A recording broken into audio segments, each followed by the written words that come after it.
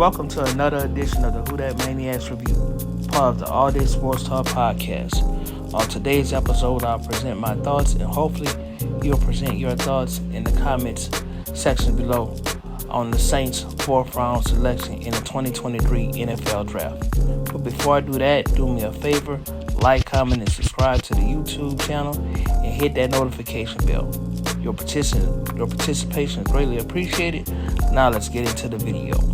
With the 127th pick in the 2023 NFL Draft, the New Orleans Saints selected Jake Haener, quarterback out of Fresno State, in the 4th round.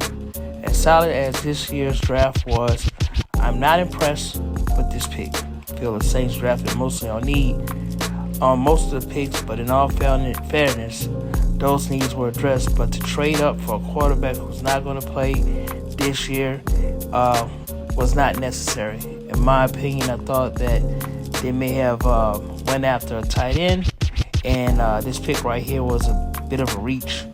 Just to give you an example, tight end out of Miami, Davis Allen, was there, and the bottom line is the Saints have not been so great at evaluating quarterback talent when it comes to drafting talent at the quarterback. Now, I just want to take a look back, just to bring it back a little bit, of the quarterbacks the Saints have drafted since 1997. It's not to mean the quarterbacks that were on the team, but quarterbacks that they selected. And I'll go back as far as 1997. 1997, they drafted Danny Warfield with a 4th round pick. 2000, Mark Bolger, he was picked in the 6th round. He's probably the best out of the bunch that I'm going to name. 2002 is JT O'Sullivan, 6th round pick. 2010, Sean Canfield, 7th round pick. Garrett Grayson was supposed to be pretty much a backup to Drew Brees back in 2015. And then the last couple of years, they drafted Ian Book in the 4th round and Jake Haener in the 4th round this year. All the quarterbacks have one thing in common: similar in size and not so much game changes. In my opinion, I believe they're more or less have that prototypical game manager type style to them. And I'll even compare Jake Haener to Ian Book. Jake Haener's college stats: 6 foot tall, 6'1", 21 wins, 8 losses.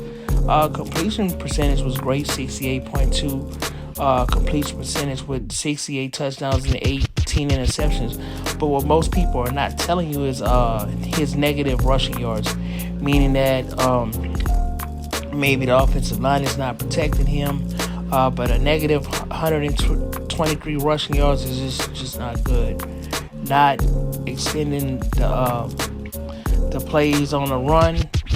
Seems like he's letting the defensive line push it back, and he's not making any effort to extend the play on the ball.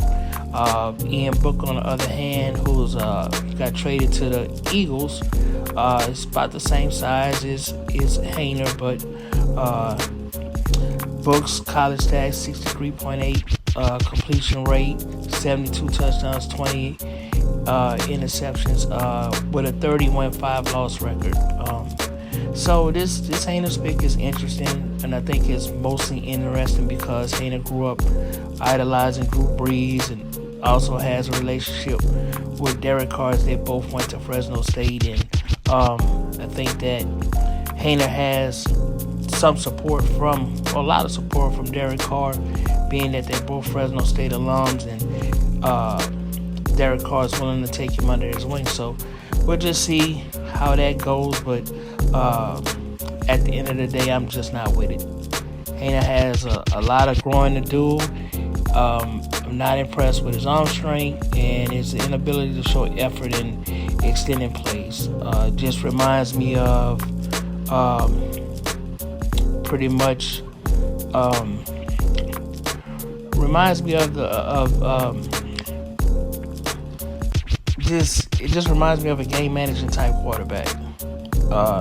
Andy Dalton comes to mind, and he's not even at that skill level. But you know, I'm not the GM. Saints brass must see something in Haener to have prompted him to trade up and snagging him. So I just think that he's just a piece right there. I don't think it was a need to draft a quarterback that high, being that you already have Jameis Winston as your backup quarterback for this year, and that could have been something that you could have went after next year. But maybe they don't see Jameis as being their backup for next year or in the future, and maybe they're trying to build him up to be the heir apparent to Derek Carr. It makes a good story, but I just gotta see something in him in the preseason training camp, something. So only time will tell what Haener would do.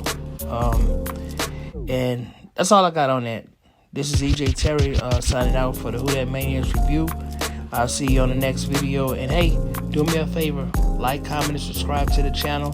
And I'll see you on the next one. Peace.